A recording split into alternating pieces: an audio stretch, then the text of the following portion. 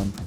It is game day as the Carolina Hurricanes head to the Big Apple to take on the New York Rangers. The Rangers heading into this game at a pace of 24-20-4. They are 7-0-3 in their last 10. They have had a massive turnaround from the start of their season. Carolina heading in at 30-16-4 with points in their last 5 games, coming off of a tough overtime loss to the Islanders. As we do look at the players to watch for the Rangers, Artemi Panarin, as always, having himself a really good start to the season with 20 goals, 30 assists for 50 points through 46 games. Alexis Lafrenière also having himself an okay season in comparison with 29 points through 48 games. And then on defense, the man that was once a Hurricanes for about 28 minutes, Adam Fox with 40 points through 48 games. I can't talk today, but I'll pass it over to you guys. What does Carolina got to do to shut this team down, especially with how hot they've been as of late?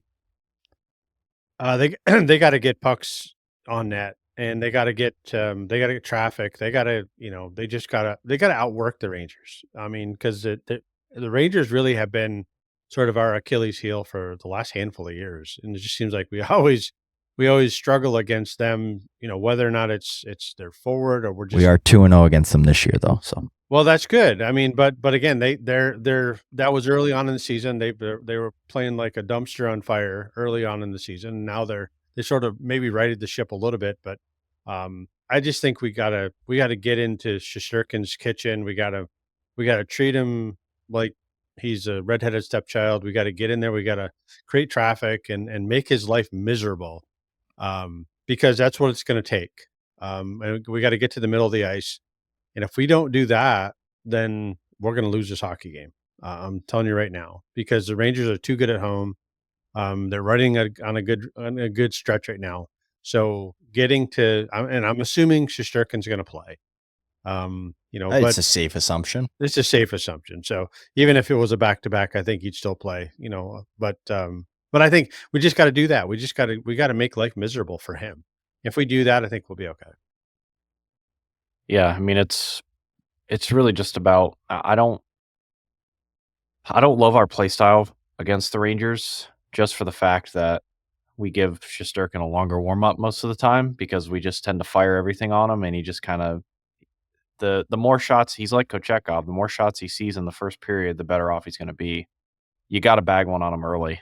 If the Canes get an early goal, I fully expect them to win the game. So they got to try and really, especially early on in the game, is just hone in on those opportunities of when you're taking the shot. Don't just start firing stuff from the outside on them because you're just going to warm them up even more.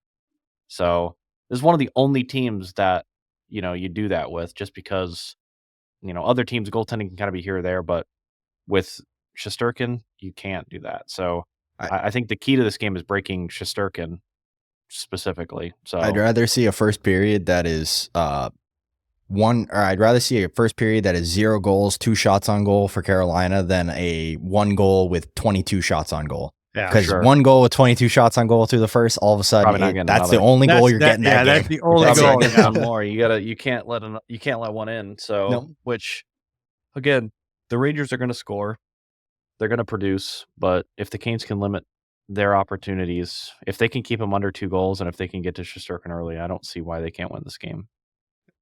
I wholeheartedly agree. I think we see a better performance out of the first line as well, too. I think we're going to see a more dominant version of Miko Rantanen. We started seeing it progressively throughout that Islanders game. I think it's just going to continue on and continue to roll into the right direction. I fully suspect that he gets on the board in this game.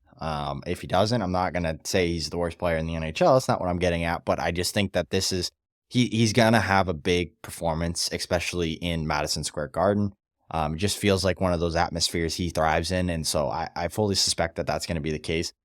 If not, I really think at home against Chicago is going to be it as well, or at home when we're playing against Chicago, I think could be it as well too. So, but I fully suspect that top line is going to have a better day. It just kind of depends on what they get matched up against, but now it's less about the matchup for me, and it's just like if they play their game, if Miko plays his game, it's good night, Jim Kite. It's just they have to play their game and they have to play their style. no matter who they're matched up against. Like, it used to be that you go into an away game and it's like, okay, well, matchup matters significantly now. Well, it's like, does it really anymore? Because now all of a sudden our top line can go with any top line. Once they get going, they can go with anybody. Our second line can pretty much go with anybody. Our third line can, I feel like we just have more depth than we've ever had on a Carolina Hurricanes roster. So roll the lines, trust the lines, and just allow your guys to play hockey. I think we're going to come out on the right end of this deal. I think the Rangers are having an inflation right now. I'd be interested to see who their last 10 games were against that they've had this 7-0-3 run against. I don't know, so I'm just curious, but I don't think Carolina should have an issue if they get to their game early and they play the way they need to play. Agreed. But Yeah. All right, real quick, final score predictions. Cam, I'm gonna pass it over to you first. Oh man. I think it's gonna be tight. I think it's gonna be 2-1. I think the Canes win, but I think it's gonna be 2-1. Yeah, I think it's gonna be tight too. I don't think it's gonna be a pretty widespread. I think 3-2 Hurricanes. I'm going 4-1 Hurricanes with an empty netter at the end. So I think it's 3-1 going into the last 2 minutes of the game. I think Carolina bags an empty netter.